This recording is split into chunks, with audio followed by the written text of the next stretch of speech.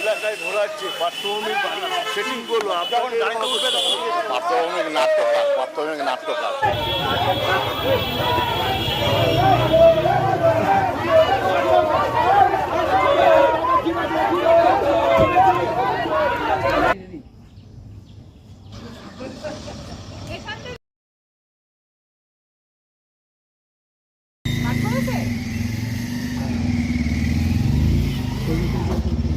দেখছেন আদর্শ তিতুমির পত্রিকার সঙ্গে রয়েছে আমি ধৃতরাষ্ট্র।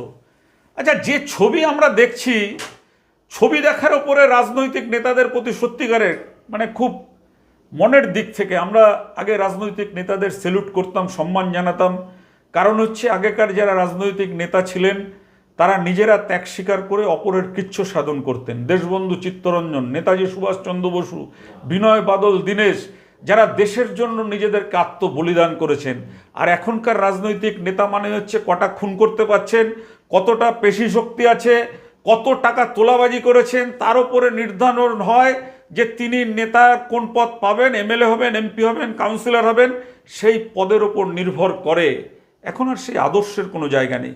আজকের দেখুন আমরা যে খবর আপনাদের কাছে তুলে ধরছি, তোলাবাজি থেকে শ্লীলতাহানি, পুরনো অভিযোগের সনদ দেখে ঘটনাস্থলে পুলিশ চলল পুনর্নির্মাণ, যেটাকে রিভিল্ড বলা হয়।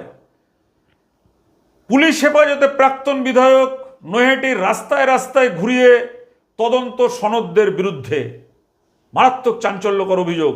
জমি লিখিয়ে নেওয়া, মারধর, শ্লীলতাহানি, সনদ দেখে নিয়ে নৈহাটি পুলিশের পুনর্নির্মাণে চাঞ্চল্য ছড়িয়ে পড়েছে। এই এলাকার যিনি এসিপি রয়েছেন দেবাদ্রিশ বিশ্বাস, তিনি অত্যন্ত নিষ্ঠার সঙ্গে এই সনদ দেখে নিয়ে পুরো এলাকায় ঘোরান এবং যখন সনদদের ওপরে গ্রামবাসী এলাকার মানুষ ক্ষোভে ফুঁসছে এবং একটা বড় ধরনের আক্রমণ হওয়ার সম্ভাবনা, তখন কিন্তু পুলিশকে সঙ্গে সঙ্গে তাকে জিভে তুলে নৈহাটি থানায় নিয়ে আসা হয়। কেন এমন হবে আপনারা দেখুন সেই ছবি আমাদের ক্রাইম রিপোর্টার সুরেন্দ্র কুমার সিং তুলে ধরছেন। সেই ছবি দেখুন, দেখার পরে আপনাদেরকে আমরা বলছি এই বিধায়ক সনদ দে, যিনি একসময় এলাকায় চোলাই মদের কারবারি ছিলেন, জাল ওষুধের কারবারি ছিলেন, তিনি হয়ে গেলেন বিধায়ক। ভাবতে পারছেন আপনারা কত দুঃখ থেকে আমাদের এই খবরটা বলতে হচ্ছে? দেখুন সেই ছবি।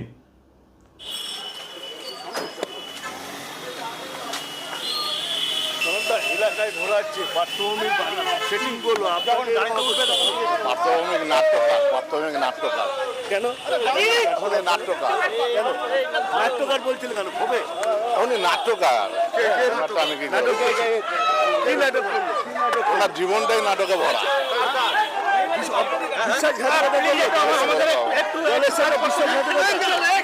সবকিছুর সাথে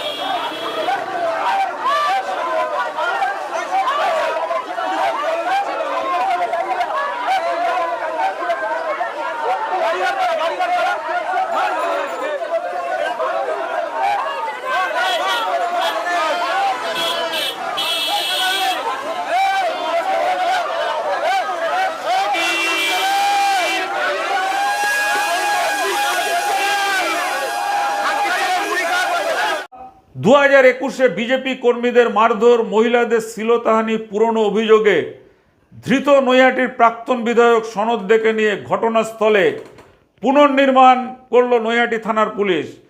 পুলিশ হেফাজতে থাকাকালীন সনদ দেখে এলাকায় ঘুরিয়ে তদন্ত করেছে পুলিশ। নাটকে ভরা।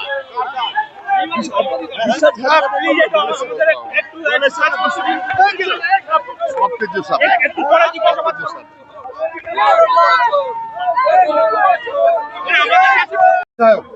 সনদ দেখে আজ নিয়ে আসা হলো বিজেপি এবং সাধারণ মানুষ চোর চোর বলে স্লোগান এবং রীতিমতো তাকে ধাক্কাধাক্কি করে। দেখুন, প্রাক্তন বিধায়ক আপনারা বলছেন, আমরা নই কিন্তু। কারণ উনি যেবার জিতেছিল বাই ইলেকশনে, সেটা ভোট লুট করে মানুষকে ভোট দিতে দেয়নি, তার জন্য বিধায়ক হতে পেরেছেন। মানুষ ভোট দিলে বিধায়ক হতেন না, সেই তার প্রমাণ 2026-এ পেয়ে গেছে। কেন এত জনরস কিসের জন্য? আরে উনি তো মস্তান ছিলেন, মাফিয়া ছিলেন, তোলাবাজি করতেন, সনদ দে। এই এলাকার এমন কোনো বাড়ি বা এমন কোনো মানুষ নেই যাকে তিনি লুট করেননি। বাড়ি বানাতে হলে তাকে পয়সা না দিলে সেই বাড়ি হতো না, তার থেকে সিমেন্ট রড না নিলে সেই বাড়ির প্ল্যান পাস করতে দিতেন না। সরকারিভাবে প্ল্যান পাস হয়ে যাওয়া বাড়ি উনি এসে আটকে দিয়ে রেখে যেতেন জোর করে, তার থেকে বালি সিমেন্ট রড নিতে হবে, নাহলে বাড়ি হবে না। কেন এত মানে ঔদ্ধত্য কিসের জন্য? ঔদ্ধত্য ছিল, তখন তিনি ক্ষমতায় ছিলেন, তৃণমূল কংগ্রেস করতেন, তৃণমূল কংগ্রেসের সভাপতি হয়েছিলেন, সেই ক্ষমতার বলে তিনি করতেন এগুলো। কি চাইছেন আপনারা? আমরা চাইছি, দেখুন, শুধুমাত্র যে তিনি এই বিভিন্ন দুর্নীতির সঙ্গে যুক্ত তা নয়, বিপুল পরিমাণ সম্পত্তি বানিয়েছেন। আমরা দেখেছি কোথা থেকে কোথায় পৌঁছেছেন। শোনা যায় নাকি কয়েক হাজার কোটি টাকা সম্পত্তি তার কাছে। শোনা গেছে উনি আগে অ্যাম্বুলেন্স চালাচ্ছিলেন। অ্যাম্বুলেন্সের ড্রাইভার ছিলেন। এত কোটি কোটি টাকা সম্পত্তি কোথা থেকে আসে? মানুষকে ঠকিয়েছে, তোলাবাজি করেছে এবং মানুষের সম্পত্তি কেড়ে নিয়েছে। তো আমরা তো পুলিশের কাছে দাবি জানাচ্ছি, শুধুমাত্র তাকে গ্রেপ্তার করলে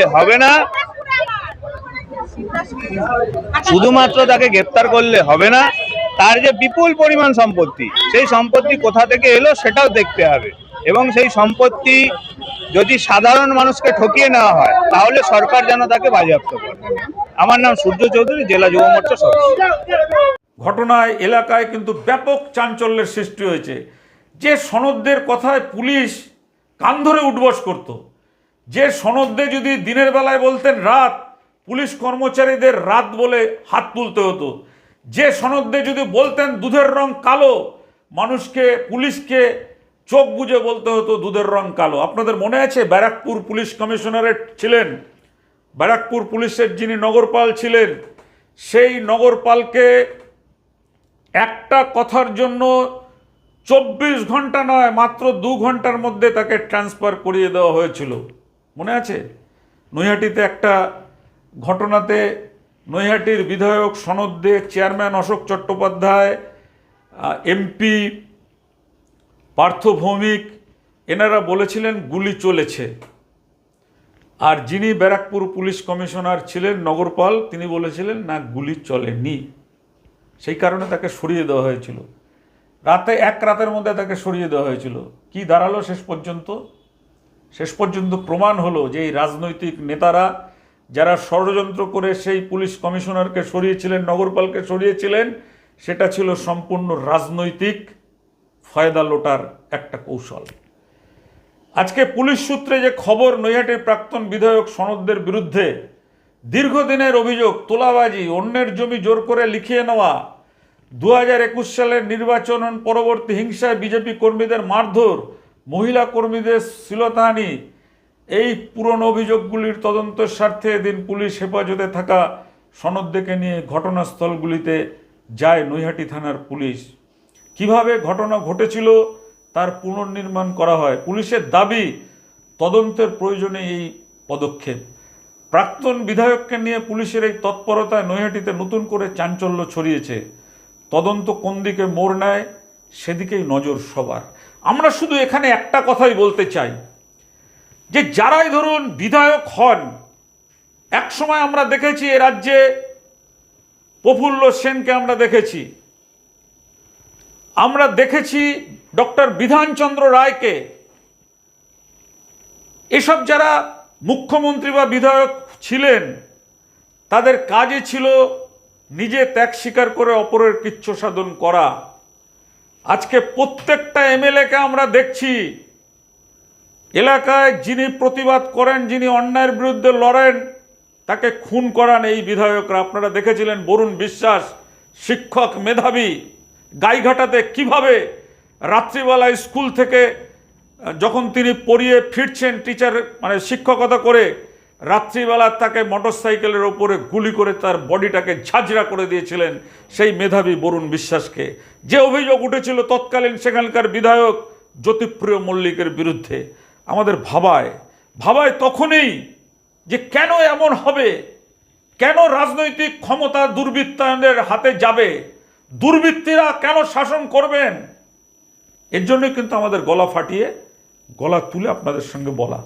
আপনাদের যদি মনে হয় যে আদর্শ তিতুমির পত্রিকা সমাজ পরিবর্তনের কাজ করছে, সমাজ গঠনের কাজ করছে, সাধারণ মানুষকে জাগরুক করার চেষ্টা করছে, তাহলে আমাদের চ্যানেলের খবরটা আপনারা চারিদিকে ছড়িয়ে দেবেন, আমাদের খবরটাকে শেয়ার করবেন। আর আপনাদের কাছে আমাদের যেটা আশীর্বাদ চাওয়া, আপনারা জানেন আমাদের খবর কত লোক দেখলো, আমরা খবর থেকে কি রোজগার করলাম সেদিকে কিন্তু আমরা তাকাই না। আমরা পেটে গামছা বেঁধে মাথার ঘাম পায়ে ফেলে প্রত্যেকটা খবর অন্তর্তদন্ত চালিয়ে আমরা তুলে ধরি। সেজন্য আমাদের ওপর অনেক আক্রমণ হয়, আমরা আক্রান্ত হই।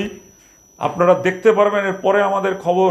চ্যানেল সাবস্ক্রাইব করে রাখবেন কিভাবে আমরা গরিব মানুষের হয়ে কথা বলতে গিয়ে Panihati Saint Xavier's college school, যে স্কুলটা রয়েছে, যে স্কুলটায় মামাটি মানুষের কাউন্সিলর 3 নম্বর ওয়ার্ডে, তার খবর আমরা করেছিলাম যে কেন গরিব মানুষকে সেখানে পড়ার সুযোগ দেওয়া হয় না, কেন খেলার মাঠকে দখল করে নেওয়া হয়েছে। তার জন্য আইনজীবী মাধ্যমে 5 কোটি টাকার নোটিশ আমাদের পাঠানো হয়েছে। জানতে চান? যদি জানতে চান অবশ্যই আমাদের চ্যানেলটাকে সাবস্ক্রাইব করুন। এটুকুই আপনাদের কাছে আমাদের চাওয়া, আমাদের পাওয়া। আজ এ পর্যন্ত, ভালো থাকবেন, নমস্কার।